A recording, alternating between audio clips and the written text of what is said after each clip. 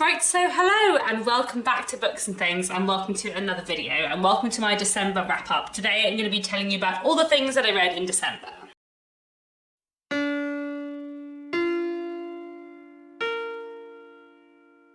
So I read 13 books in December, and I read some really good things this month. So I will start off, as always, with the classics. One thing that I read this month was Oliver Twist by Charles Dickens. This I was reading as part of my Mega Dickens Readalong that I'm hosting at the moment and will be for the next nearly 2 years. The Mega Dickens Readalong is a read-along where we read the works of Charles Dickens, all his novels in publication order, and Oliver Twist was his second novel. So we're still at the beginning of the read-along. I'll leave more links and information down below if you want to join in and take part. This was a reread for me. This was my third reading of Oliver Twist, and I listened to the audiobook narrated by Jonathan Pryce. I didn't actually read this physical edition, and I did enjoy my reading of Oliver Twist, but Oliver Twist is not my favourite Dickens novel. It is my least favourite Dickens novel, and I would say it remains my least favourite Dickens novel. I do think it has some flashes of brilliance in it, but it's just not as interesting for me as the rest of Dickens. I'm not going to say too much about it here because I did make an individual book review talking about all of my thoughts about Oliver Twist, and the first half is spoiler free and the second half there are some spoilers, so I'll link that below if anyone wants to go and watch that. But basically Oliver Twist is the story of a little boy called Oliver who is brought up in the workhouse after his mother dies in childbirth, seemingly completely alone. He ends up being apprenticed to an apprenticeship that he doesn't really want to do, and ends up running away to London, getting involved in a gang of thieves, and everything kind of goes on from there. I think some of the minor characters in Oliver Twist are really good and interesting. I think Bill Sikes and Nancy are really fascinatingly drawn, but I find Oliver himself a little bit flat, and I feel like the plotting and pacing isn't perfect. I feel like the ending of Oliver Twist is so strong, but I feel like some of the things leading up to the ending are not quite as good. So I do love it because it's Charles Dickens, but it's not my favourite Dickens novel, and yes, probably does remain my least favourite, but that's okay. Then I also reread something else by Dickens in December, and that was The Battle of Life, which is one of Dickens's Christmas novellas, which I have in this nice Dickens and Christmas edition. So The Battle of Life is one of Dickens's various Christmas novellas. So obviously A Christmas Carol is very well known, but Charles Dickens actually published 5 Christmas novellas, all of which came out like a few days before Christmas back in the Victorian period. The 5 books are A Christmas Carol, The Chimes, The Cricket on the Hearth, The Battle of Life, and The Haunted Man. And this year I reread The Battle of Life, and I actually reread The Battle of Life because I was doing a podcast on it. So there's a really great Charles Dickens podcast that I really enjoy called Charles Dickens' Brain on Fire, which is hosted by Dominic Gerard. And Dominic Gerard asked if I wanted to come on the podcast and discuss The Battle of Life with him. So if the podcast episode is already up, I will link it down below. If not, I will share it in the community post thing when it is live. It should be up in the next few days, I think, if it's not up already. I went on this podcast with Dominic to chat with him about The Battle of Life and Dickens's Christmas books more generally.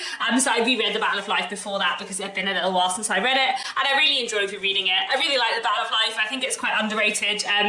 It's a little bit sentimental and kind of has a good level of Shakespearean silliness to it, which I really enjoy, but I do kind of understand why it's not everyone's favourite Christmas story. It's no Christmas Carol, but it is really fun and it is really interesting. It's in 3 parts, taking place over a decade, and it's basically following the fortunes of this family, and particularly the kind of relationship between 2 sisters, and we kind of meet them at different stages in their lives and see how their lives are changing, and I do really enjoy it. So that was a really fun reread. Then I also read 3 other Victorian books this month, one of which was The Ordeal of Richard Featherell by George Meredith, which I have been meaning to read for a while. I'm glad I finally got to. This is the 3rd thing I've read by George Meredith. I've also read his novel The Egoist, which I love a lot, and I've also read some of his poetry, a collection called Modern Love. I like The Ordeal of Richard Featherell, but nowhere near as much as The Egoist.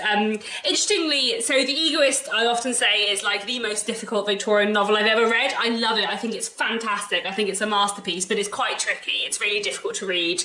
It's not an easy read. I wouldn't recommend it to beginners in Victorian literature at all. The Ordeal of Richard Featherell was much easier to read, and it's much less dense, although I must admit that this edition I have, where the writing is absolutely tiny, probably didn't always help with the reading experience. But in general, I would say it's an easier read than The Egoist.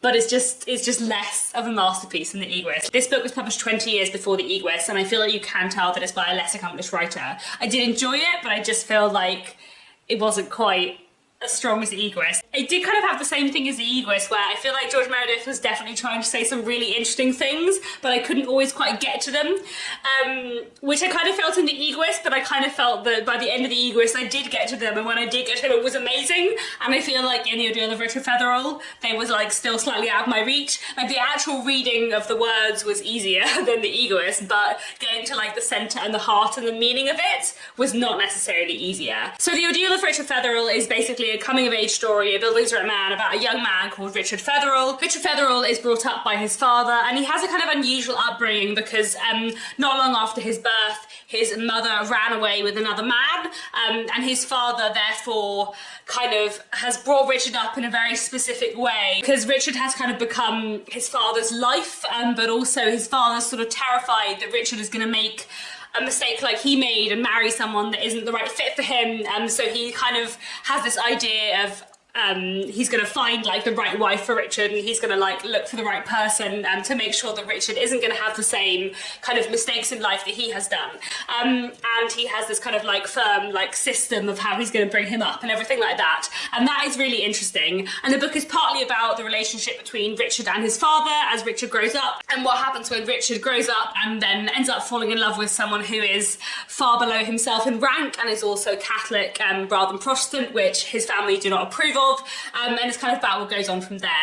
I feel like there were flashes of brilliance in The Ordeal of Richard Featherall, and there's a character who comes into it later called Bella, and I thought Bella was fantastic. I really, really liked her. I thought she was really, really interesting. I feel like Bella was fantastic, and I feel like I saw in Bella and her character and the plotline around her, I feel like I saw the almighty George Meredith that I encountered in The Egoist, but I feel like a lot of the rest of it was a little bit weaker.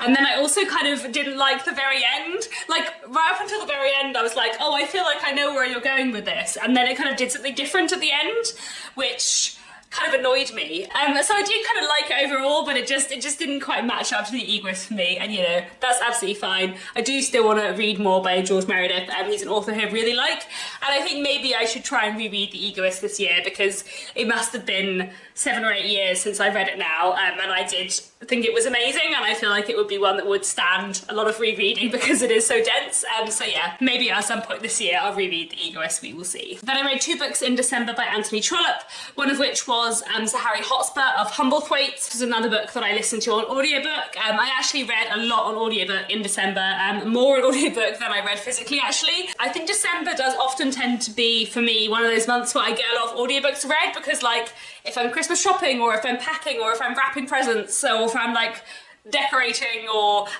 making a gingerbread house or a gingerbread bookshop, as the case may be, then that's like time where I get through a lot of audiobooks, so I did end up listening to a lot of things on audiobook in December. Anyway, I listened to Sir Harry Hotspur of Humblethwaite by Anthony Trollope, which is an Anthony Trollope book I feel kind of divided on, because I really, really, really loved it until like the last couple of pages, and then the very ending like disappointed me in a way that Anthony Trollope doesn't often do. Like, usually I find Anthony Trollope like really reliable in his plotting, but there's just something he did at the very end. In fact, it was actually like effectively the same thing as George Meredith did at the end of The Ordeal of Richard Featherall, which really bothered me and which I didn't think really worked. So I feel like Sir Harry Hotspur of Humblethwaite was like a 5-star favourite book of the year read until like the last few pages, and then it was not. So I don't know. Sir Harry Hotspur is basically about a man called Sir Harry Hotspur who is a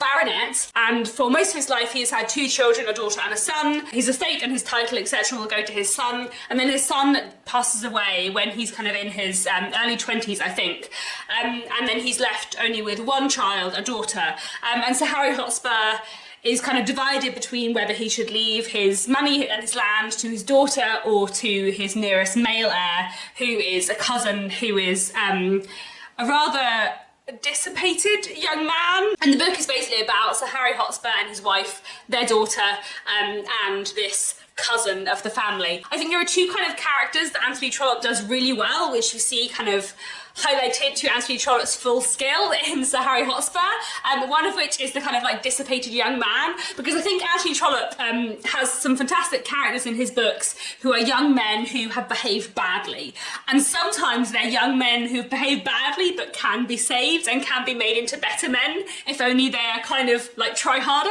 and sometimes they're young men who cannot be made into better men, and who are just scoundrels through and through, and often you don't know for quite a long time which kind of young man that bad young man is going to turn out to be, and I feel like that is done very well in Sir Harry Hotspur.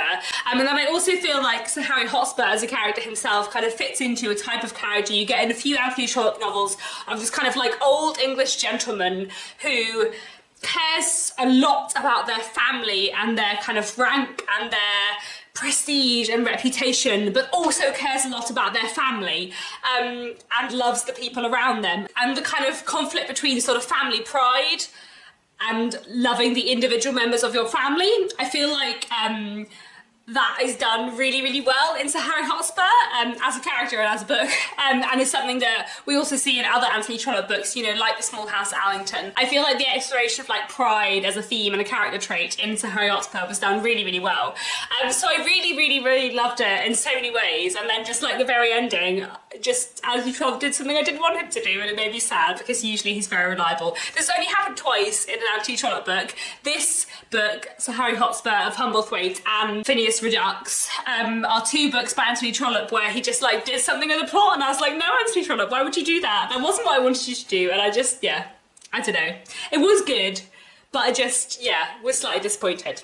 Then the other Anthony Trollope book I read this month, which I didn't listen to an audiobook, I just read this on my Kindle, and that was Kept in the Dark. And this is a shorter novel of his, which is about a young woman who basically, at the beginning of the book, gets engaged to a man that she doesn't really know very well. And as she soon realises that actually he's not that great a man, he's not a very nice person, and she doesn't want to get married to him, so she breaks off her engagement. A year later, she meets another man, falls in love with him, and they get engaged. And before they get engaged, he says that he has previously been jilted by someone. You know, he was engaged to someone, she broke off that engagement, and he was kind of very unhappy about that. He tells her this story, and then afterwards they get engaged. But she doesn't tell him that she has been engaged previously because she feels a bit weird about it, because, you know, he was jilted by someone before and she jilted someone, so she just decides she's not going to tell him. But the longer she doesn't tell him for, the bigger a deal it becomes. And of course at some point he's going to find out, and the longer she keeps it a secret, the more he's going to think she has more to hide than she actually does.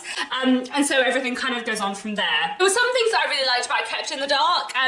I love Anthony Trollope always, like his writing and his characterisation is always great, so I really enjoyed it from that perspective. And I feel like the way this book looked at marriage, and kind of secrets and gender and jealousy, all of that stuff was done really well. But I did keep thinking all the way through that it had a lot of themes in common with He Knew He Was Right, which is another of Anthony Trollope's books, and is a much bigger, longer book by Anthony Trollope.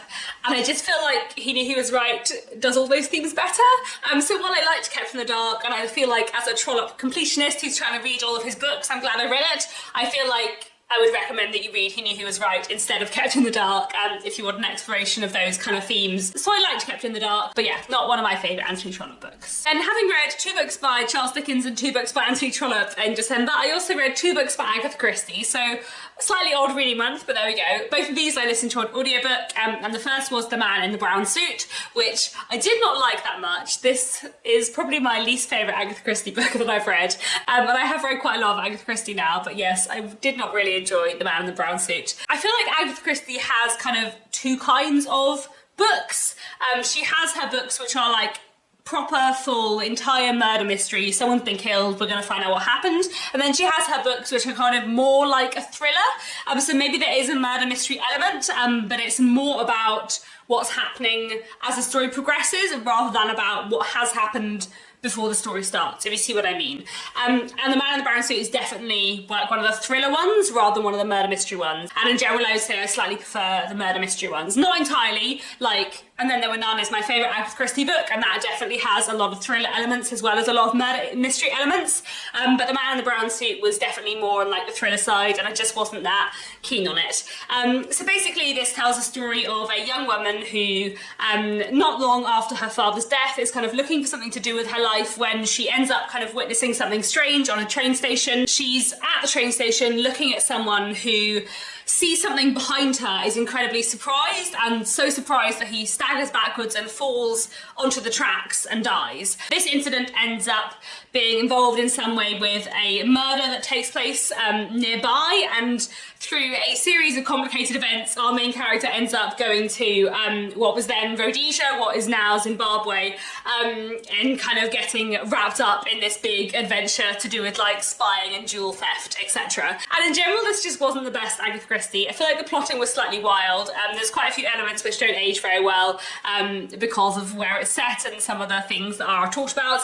And also, I just really hated the romance. Like in general, I often find like the love story subplots in Agatha Christie really good, but this was a terrible love story subplot that I just thought was just really weird. And yeah, I was not a fan of the man in the brown suit. So yes, it was one of Agatha Christie's very early books. So I feel like maybe she was just trying something new and it didn't quite work. But yes, not an Agatha Christie book I would recommend. But there we go. This is one of the books that has Colonel Race in, who I think is a like semi-recurring character who turns up in a few of her books, but is not very well known, and maybe this is why. I mean, he was fine, it's just everything else. But anyway, the other Agatha Christie book I read this month I enjoyed much more, and that was The Secrets of Chimneys. This is one of her Superintendent Battle books, and I really like the Superintendent Battle as a character, so I'm looking forward to reading a few more with him in the future. So The Secrets of Chimneys has some murder mystery elements, has a few kind of thrillery elements. We're following two people, one of whom is a young man who kind of, through doing a favour for a friend, ends up kind of transporting these important political memoirs across Europe to England. And when he gets to England, it's clear that lots of different people are after these memoirs because they think there is some secret in them. And this kind of leads to him getting involved in two different murder mysteries, and then we're also following a young woman who also gets caught up in the same two murder mysteries, and later we meet Superintendent Battle, who is investigating one of the murders, and everything kind of goes on from there. I really enjoyed The Secrets of Chimneys. It's a good, fun Agatha Christie adventure with lots of kind of entertaining things, and a much better love story subplot than in The Man in the Brown Suit, and it has all the like usual fun Agatha Christie characterization that you would expect, as well as a kind of like good, complicated murder mystery. I don't feel like it's like one of the strongest Agatha Christie's ever, but I did find it really enjoyable, and I liked Superintendent Battle as a character. He's a detective who, you know, one of his kind of mission statements he always says is that you should never show any emotion, like you should never show that you're surprised by anything, and I thought he was a really interesting character, so I'm looking forward to encountering him in the future, and I did really enjoy The Secrets of Chimneys. Then before we move on to contemporary literature, I also read one Chinese classic in December, and that was this. This is The Story of the Stone, Volume 1 by Tao Shecheng. And I should say that the alternative title of this is The Dream of the Red Chamber, which it's also quite widely known as. So this is the first of 5 volumes of a very long Chinese epic novel from the late 18th century, from around about 1760. I have 2 other volumes. I have Volume 2 and Volume 3 on my TBR, and I need to get my hands on Volume 4 and Volume 5 at some point.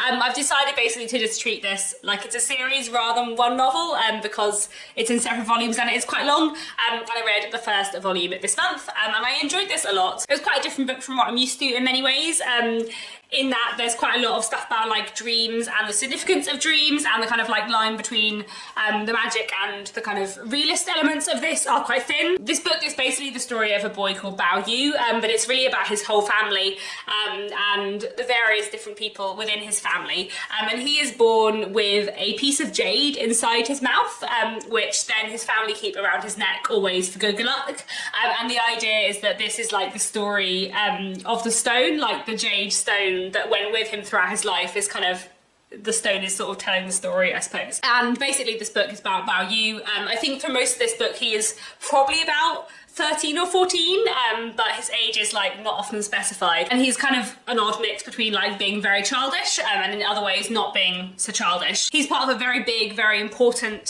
family. He lives in like a massive compound with a lot of different family members and a lot of different servants, and the book is kind of about his relationship with various different people.